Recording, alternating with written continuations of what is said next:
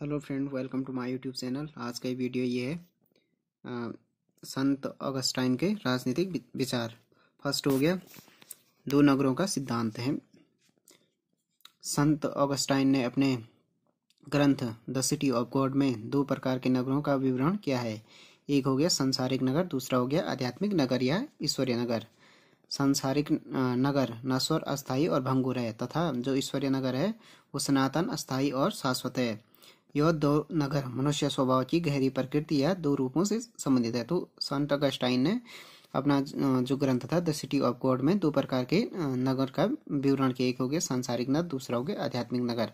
तो सांसारिक नगर कहा था कि उसने क्षण भंगुर है, अस्थायी है। ईश्वरीय नगर जो है अस्थायी है, सनातन और शाश्वत है। ये दोनों नगर मनुष्य स्वभाव की दोहरी प्रकृति और दो रूपों से संबंधित है, जो शरीर और आत्मा के रूप में क्या है, प्रकट है। सांसारिक नगर का संबंध उसके शरीर से है और ईश्वरीय नगर का संबंध उसकी आत्मा से। मनुष्य की वासनाएं, पद प्राप्ति की आकांक्षाएं और अधिकार प्राप्ति की भावनाएं क्या है, सांसारिक नगर से संबंधित है, तथा उसकी आध्यात्मिक और नैतिक उत्थान की भावनाओं का आधार उसकी ऐश्वर्य नगर की सदस्यता से है। सांसारिक नगर शैतान से प्रशासित होता है और जबकि ईश्वरीय नगर ईश्वर द्वारा क्या होता है, संचालित है। यह नगर उस समाज की अभिव्यक्ति करता है जिसका वर्णन बाइबल में मिलता है। यह नगर और इसकी सत्ता क्या है, सर्वोत्कृष्ट है। द सिटी ऑफ गॉड की जो रचना की पृष्ठभूमि क्या है, इसकी रचना एक विशिष्ट पृष्ठभूमि में की गई है। सिटी ऑफ गॉड की 34वीं शताब्दी के अंतिम चरण में क्या था, रोमन साम्राज्य में क्या था, बर्बर आक्रमणों की लहरें आ रही थी। इन लहरों को रोक देने और इनके आघात को सहन करते हुए अस्तित्व में बने रहने की सामर्थ्य शक्तिहीन रोमन साम्राज्य एवं इसके सम्राटों में नहीं थी। परिणाम स्वरूप क्या हुआ कि 5वीं शताब्दी के प्रथम दशक तक रोमन साम्राज्य की राजधानी रोम को अलारिक तथा गोथों को नष्ट कर डाला। रोम के इस पतन का गैर ईसाइयों ने यह कारण माना कि इस धर्म को अंगीकार कर लेने व परंपरागत देवताओं की आराधना त्याग देने के फलस्वरूप रोम की यह दुर्गति हुई। यदि रोम ईसाइयत का आलिंगन न करता तो उसकी यह दुर्गति न होती। ईसाई धर्म पर लगा रोम के पतन का यह लांछन अगस्टाइन जैसे इस धर्म के निष्ठावान अनुयायी के लिए नितांत क्या था, असहाय था। अतः ईसाई धर्म को इस आरोप से बचाने के लिए उसे कृत्य संकल्प होना पड़ा। परिणाम स्वरूप क्या हुआ कि 426 ईस्वी में उसे राजनीतिक चिंतन पर अपना महत्वपूर्ण ग्रंथ सिटी ऑफ गॉड विश्व को क्या किया, समर्पित किया। सिटी ऑफ गॉड के लेखन का उद्देश्य क्या था। इस पुस्तक में अगस्टाइन के सामने एक प्रमुख उद्देश्य यह था कि वह रोम के पतन का कारण ढूंढ निकाले और यह सिद्ध कर दे कि रोम के पतन का दायित्व ईसाई धर्म पर बिल्कुल नहीं है। इसके अतिरिक्त तो उसका यह लक्ष्य भी था कि इस नगर के माध्यम से वह ईसाई दर्शन का औचित्य स्पष्ट रूप से प्रस्तुत करे, ताकि ईसाई धर्म के सिद्धांतों में लोगों की आस्था बढ़े। ईसाइयों में आंतरिक अनुशासन की स्थापना संभव हो सके तथा यह धर्म मिथ्याचारों व गैर ईसाइयों को ईसाई धर्म से टक्कर ले सके। तो ये हो गया सिटी ऑफ गॉड का उद्देश्य। अब हो गया सिटी ऑफ गॉड की कथा वस्तु। सिटी ऑफ गॉड में 22 अध्याय हैं। इसमें प्रथम 10 अध्यायों में यह प्रयास किया गया कि ईसाइयत को रोम के पतन का जिम्मेदारी से मुक्त किया जाए। प्रथम 10 अध्यायों में, इसमें प्रथम 5 अध्यायों में उसने बताया कि राज्य की समृद्धि उसके देवी देवताओं की पूजा पर निर्भर नहीं करती है। आगे के 5 अध्यायों में उसने इस मान्यता का खंडन किया कि देवी देवताओं की पूजा से किसी प्रकार से कोई लाभ है। साम्राज्य के उत्थान और पतन का आधार उसने ईश्वरीय इच्छा तथा नियति को माना है, इसकी किसी देवता की अनुकंपा या क्रोध को नहीं। इस प्रकार उसने इतिहास दर्शन का एक महत्वपूर्ण विचार बिंदु यह है कि इतिहास का क्रम ईश्वरीय इच्छा पर आधारित है। उसका विचार था कि सभी वस्तुएं पृथ्वी पर ईश्वर के राज्य की स्थापना की दिशा में घूम रही है। रोम का पतन भी इसी उद्देश्य की प्राप्ति का एक अनिवार्य अंग है। रोम के पतन पर खेद प्रकट करने के स्थान पर उसने हर्ष व्यक्त किया, क्योंकि रोम के पराभव में उसे ईसाई धर्म का क्या हुआ, उद्भव का दृष्टिगोचर हुआ। ईश्वरीय राज्य का स्वरूप और सदस्यता। राजनीतिक चिंतन की दृष्टि से ऑगस्टाइन की पुस्तक है, जो सिटी ऑफ गॉड का मुख्य अंग, सबसे प्रमुख अंग ईश्वरीय राज्य की क्या है, की रूपरेखा की प्रस्तुतिकरण है। मानव समाज को ऑगस्टाइन ने 4 वर्गों में बांटा है। एक हो गया परिवार, दूसरा हो गया नगर राज्य, तीसरा सृष्टि और चौथा सर्वसृष्टि। इनमें सर्वसृष्टि से उसका आशय स्वर्ग तथा उसके उपभागों, ईश्वर, देवदूतों, आत्माओं तथा मानव समाज में सम्मिलित रूप से है। ऑगस्टाइन की मान्यता है कि उसका ईश्वरीय नगर सर्वसृष्टि के समान विस्तृत है और इसका संबंध विश्व समाज से है। ऑगस्टाइन की मान्यता है कि ईश्वरीय नगर की सदस्यता वही प्राप्त कर सकता है जिसे ईश्वर की कृपा प्राप्त हो। ईश्वर की कृपा प्राप्त करने के लिए ईसाई चर्च की सदस्यता आवश्यक है, अर्थात ऑगस्टाइन द्वारा प्रतिपादित इस ईश्वरीय राज्य की सदस्यता उन्हें ही प्राप्त हो सकती है जो ईसाई धर्म क्या करें, अनुसरण करें। अब हो गया ईश्वरीय राज्य का मूलाधार, न्याय निष्ठता। ईश्वरीय राज्य तथा लौकिक राज्य में अंतर का आधार ऑगस्टाइन ने न्याय निष्ठता को माना है, जबकि संत पौल ने दोनों में धार्मिकता के आधार पर अंतर किया है। उसके अनुसार ऑगस्टाइन के अनुसार न्यायनिष्ठ व्यक्ति ही ईश्वरीय राज्य में प्रवेश पाने का अधिकारी है, अन्य कोई नहीं है। ईश्वरीय राज्य की सदस्यता की इस योग्यता को आधार बनाकर वह यह भी व्यक्त करता है कि सर्वसृष्टि वे केवल वे ही विभिन्न तत्व ईश्वरीय राज्य का निर्माण करते हैं जो न्यायनिष्ठता के गुण से युक्त हो। यदि ईश्वरीय देवदूत भी न्यायनिष्ठता का परित्याग कर दे तो वह इस राज्य की सदस्यता से वंचित ही रहेंगे। इस प्रकार स्वर्ग में निवास करने वाले जो आत्माएं एवं पृथ्वी के वे सब निवासी जो न्यायनिष्ठता का परित्याग कर दें तो वे राज्य की सदस्यता से क्या होंगे, वंचित रह जाएंगे। तो उसने न्यायनिष्ठता पर बहुत ही ज्यादा जोर दिया। इस प्रकार स्वर्ग में निवास करने वाली जो आत्माएं एवं पृथ्वी पर वे सब निवासी जो न्यायनिष्ठता से शून्य है, ईश्वरीय राज्य की सदस्यता से क्या हो जाएंगे, वंचित हो जाएंगे। अब हो गया ईश्वरीय राज्य एवं चर्च। ऑगस्टाइन के अनुसार ईश्वर राज्य अदृश्य है, यहाँ तक कि चर्च जैसा संगठन भी इस राज्य का पर्यायवाची नहीं हो सकता है, क्योंकि चर्च की सदस्यता में ऐसे लोगों की स्थिति की संभावना बनी रहती है जो न्यायनिष्ठता से क्या हो, बहुत दूर हैं। वो चर्च को ईश्वरीय राज्य का पर्यायवाची नहीं मानता है। ऑगस्टाइन चर्च को क्या नहीं मानता, ईश्वरीय राज्य का पर्यायवाची। फिर भी अनेक स्थानों पर ऑगस्टाइन ने जो विचार प्रकट किए उनसे ऐसा आभास मिलता है कि वह चर्च संगठन को पृथ्वी पर ईश्वरीय राज्य का लगभग पर्यायवाची मानता था। उसके अनुसार चर्च एक क्या था, महान संगठन है जो पृथ्वी पर ईश्वर का प्रतिनिधित्व करता है। मानव को उसके पाप से छुटकारा दिलाने के लिए चर्च को वह एक अत्यंत आवश्यक एवं उपयोगी संस्था मानता है। चर्च संगठन का इतिहास ऑगस्टाइन के शब्दों में ईश्वर का पृथ्वी पर अवतरण होने के समान था, क्योंकि इसी संगठन के माध्यम से मानव अपने को तमोगुण से मुक्त करके ईश्वरीय प्रेम के बंधन में बांध सकता है, ईश्वरीय राज्य की सदस्यता प्राप्ति का गौरव प्राप्त कर सकता है तथा ईश्वरीय राज्य की सदस्यता का गौरव प्राप्त कर सकता है। दो प्रकार के प्रेम का सिद्धांत। अब हो गया 2 प्रकार के प्रेम का सिद्धांत। ईश्वरीय राज्य की स्थापना में कौन सी प्रेरणा काम करती है, इस पर भी ऑगस्टाइन ने मत व्यक्त किया है। वह मानता है कि मनुष्यों में 2 प्रकार के प्रेम पाए जाते हैं।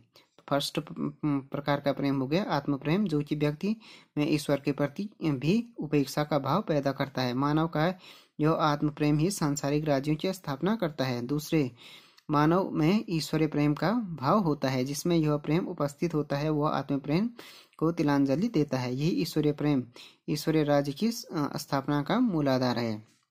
दूसरा हो गया ईश्वरीय राज्य एवं शैतान का राज्य। मानव के अत्यधिक आत्म प्रेम के आधार पर निर्मित राज्य में छल, कपट, प्रपंच, स्वार्थ और एवं अधिकाधिक संचय वृत्ति की उपस्थिति होती है।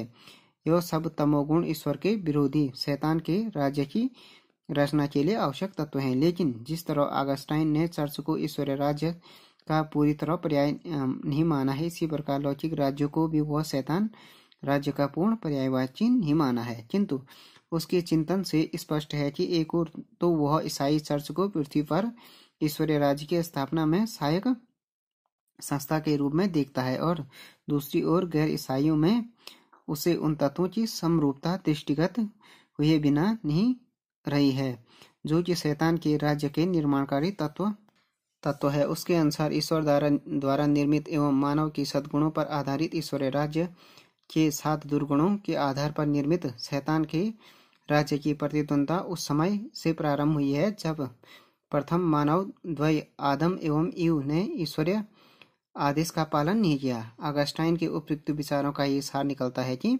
उसकी अनुसार स्थापना की दृष्टि से शैतान राज्य पहले स्थापित हुआ और ईश्वर राज्य उसके पश्चात। उसके बाद हो गया उसका राज्य संबंधी विचार। राज्य की उत्पत्ति एवं प्रकार।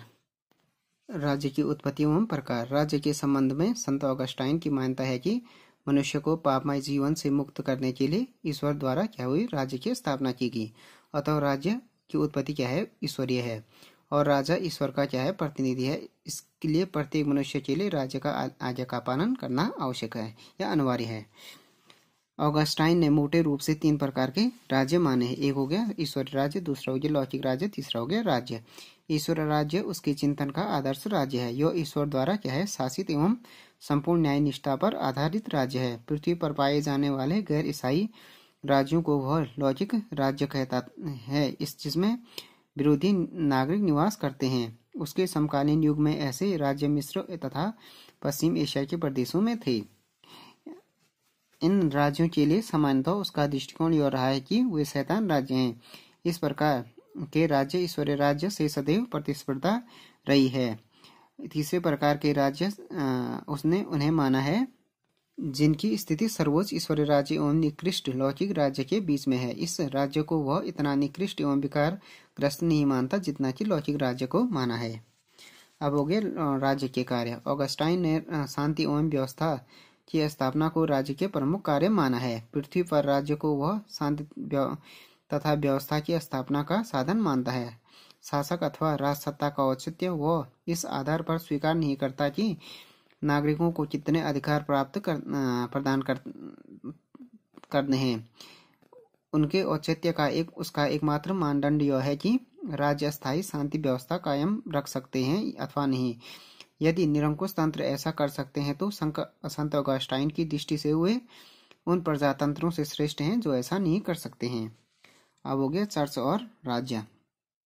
चर्च तथा राज्य के पारस्परिक संबंधों पर ऑगस्टाइन के चिंतन में समुचित मात्रा में प्रकाश पड़ा है। उसका विचार है कि मानव के मरणशील जीवन की कतिपय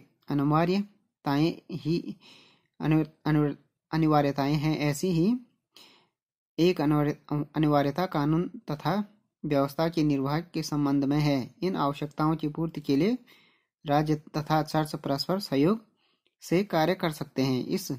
इनकी पूर्ति के लिए चर्च को राज्य का उपयोग करना होता है, क्योंकि दोनों राज्यों सांसारिक तथा स्वर्गिक में मरणशीलता समान रूप में पाए जाने वाला एक तत्व है। अथवा इससे संबंधित मामलों में इन दोनों में समझौते कायम रहना चाहिए। किंतु कुछ ऐसे भी क्षेत्र हैं जिनका नश्वर जीवन से किंचित मात्र भी कोई संबंध नहीं है। अथवा इन क्षेत्रों के मामले में राजसत्ता को किसी भी प्रकार का कोई अतिक्रमण नहीं करना चाहिए। ये मामले ईश्वरीय राज्य के ही अधिकार क्षेत्र के हैं। अपने इन विचारों द्वारा ऑगस्टाइन ने राजसत्ता के अधिकार की सीमाएं सुनिश्चित करने का प्रयास किया है। अब हो गया मानव समानता संबंधी उसके विचार ऑगस्टाइन के। ऑगस्टाइन ने मानव समानता संबंधी विचारों का सारांश यह है कि ईश्वर ने मानव को केवल पशु जगत पर शासन करने का अधिकार दिया है। मनुष्य पर शासन करे यह ईश्वर कदापि स्वीकार नहीं था ईश्वर को। फिर भी ऑगस्टाइन यह जरूर मानता है कि विवेकशील मानव का अविवेकशील पशु जगत पर शासन औचित्य तो है, किंतु विवेकशील मानव पर शासन उसे स्वीकार नहीं है। उसके विचारानुसार प्रारंभिक मानव की स्थिति गडेरिये की स्थिति थी, न कि मनुष्य समुदाय पर शासन करने वाले की। अब हो गया दासता संबंधी विचार ऑगस्टाइन की। संत ऑगस्टाइन दासता प्रथा को यूनानी विचारकों की भांति प्राकृतिक माननीय मानता था। उसके अनुसार दासत्व क्या है? प्रकृति न होकर मानव अपराध एवं पाप वृत्ति पर क्या है? आधारित संस्था है। दासता मानव पाप का परिणाम है। पापात्मा पर डाली हुई यह उचित व्यवस्था है। यह ईश्वरीय न्याय के कारण ही मनुष्य को भुगतनी पड़ती है। दासत्व का औचित्य इस आधार पर है कि यह ईश्वरीय न्याय पर आधारित है। यदि मानव में पाप का अभाव होता है तो दंड स्वरूप प्राप्त दासता का भी पूर्ण अभाव होता है। इस प्रकार ऑगस्टाइन की दृढ़ धारणा है कि दासता मानवकृत पाप के बदले में ईश्वर द्वारा दिया गया दंड विधान है। यह प्राकृतिक संस्था नहीं है। ऑगस्टाइन एक ओर तो दास को अपने स्वामी के प्रति अपने कर्तव्यों के समुचित रूप से निर्वाह की सलाह देता है और दूसरी ओर स्वामियों को भी आगाह करता है कि उन्हें अपने दासों के प्रति क्या करना चाहिए? मानवीय दृष्टिकोण रखना चाहिए।